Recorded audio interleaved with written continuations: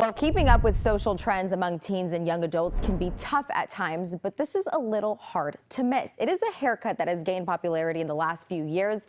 It's called the Edgar cut. These are a few examples of them, but it's blown up all over social media, and more young men are asking their barbers for this type of cut.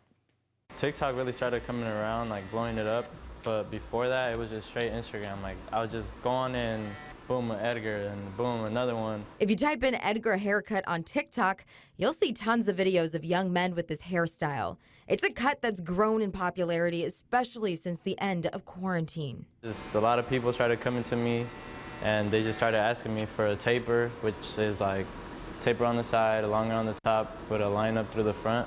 That's pretty much what Edgar is considered. Some people like to leave the top a lot longer, some like it a little shorter. Gilberto Mosqueda is a barber in the East Bay. But I go as Cuts by Gil. Sometimes he says he can get about 15 people a week asking for this type of cut. Many are Latinos. Take a seat, bro. He's earned his clients' trust, including that of Armand Ortiz, who comes in every 2.5 weeks to get what's considered to be an Edgar cut. Yeah, I enjoy the haircuts by him. It's nice, crisp, and like it gets me right. But like Gilberto, they both say they started getting this hairstyle before it became the Edgar. It was just like a high taper. Social media changed that. It's a mystery where the name Edgar came from for this cut, but the one thing for certain is the popularity around it is not showing any signs of slowing down. And then like now a lot of people get it with like the long hair in the back, like the mullet and stuff. So it's just a lot of like different styles of it. Here's the problem though. We talked to Alejandro Jose Gradia, a professor at CSU Fullerton. He says negative traits have started to be associated with someone who has the cut, but he thinks coming out of the pandemic, it's been about young Latino men trying to find their identity. When we talk about Americans, I feel I don't fit in. And I speak so much English and all my references are kind of American. I'm not really Mexican, especially if I'm born here in the U.S. He says, though, the haircut is an unapologetic, powerful statement in terms of being proud to say, I am who I am. Say if someone has an Edgar haircut and they, I guess, walk a certain way, I guess that, or a certain way, like, they talk or anything.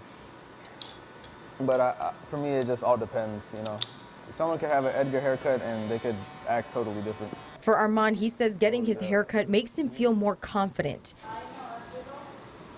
Yeah. It's cool. Good job as always, though. And for Gilberto, he wants his clients to be happy with the results. Like, it just made me feel like, okay, like I did a good job, What has become a trend, also now part of an identity for many. Yeah, and there are different Edgar cut styles. Gilberto actually sent us a couple of photos. These are cuts that he has done, so you can just see the variety there. Well, joining us live this morning to talk more about this cut is Alejandro Jose Gradia, Associate Professor of Chicana and Chicano Studies at CSU Fullerton. Thanks so much for being with us this morning.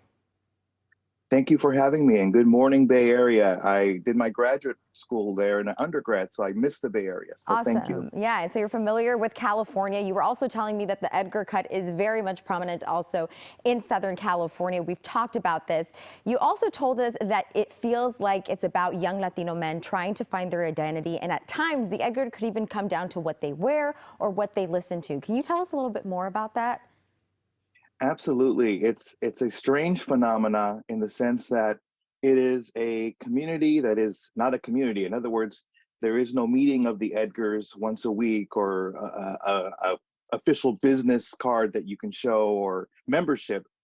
But this is definitely a movement, a trend where I think young men are kind of seeing this as see me, right? This is something where the young men are not wanting to shrivel away and become like wallpaper and not be seen. They definitely want to be seen. And it's definitely a very unique look, everything from the styling, the earrings they wear, the shirt, the jeans, the shoes, and even the way in which they carry themselves in public. And that brings me to the other part of this. It's almost as though sometimes you have talked to me about this, that there are negative traits associated to an Edgar. What are the dangers with that?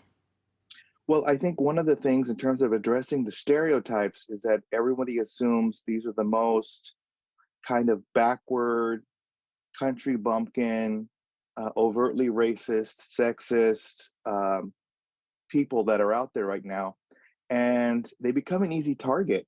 And I think that type of easy targeting is problematic because these are issues that impact people regardless of how they look. Racism and sexism, etc., are larger social structural phenomena. They're not individual flaws.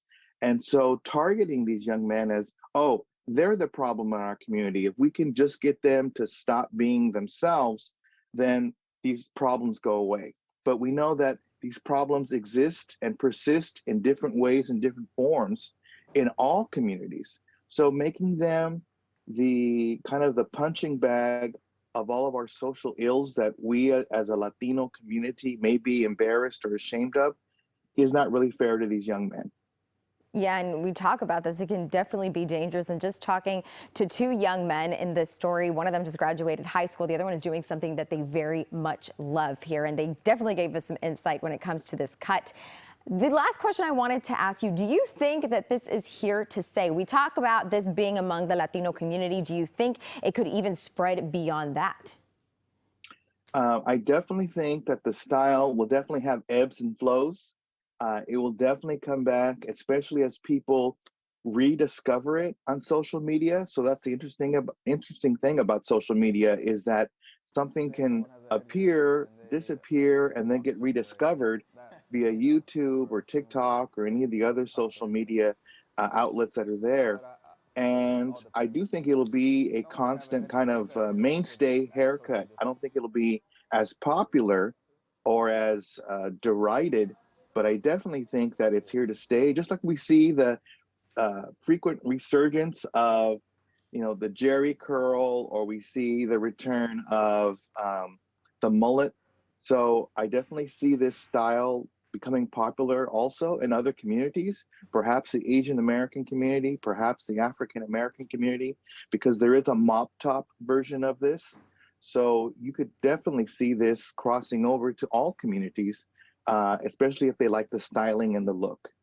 Yeah, we'll definitely have to wait and see there, but it is just crazy to think about social media's impact, TikTok's impact, especially when it comes to this cut. Alejandro Jose Gradia, thanks so much for joining us this morning. We appreciate it. Thank you so much, and keep on reporting on these great popular culture issues. Thank you.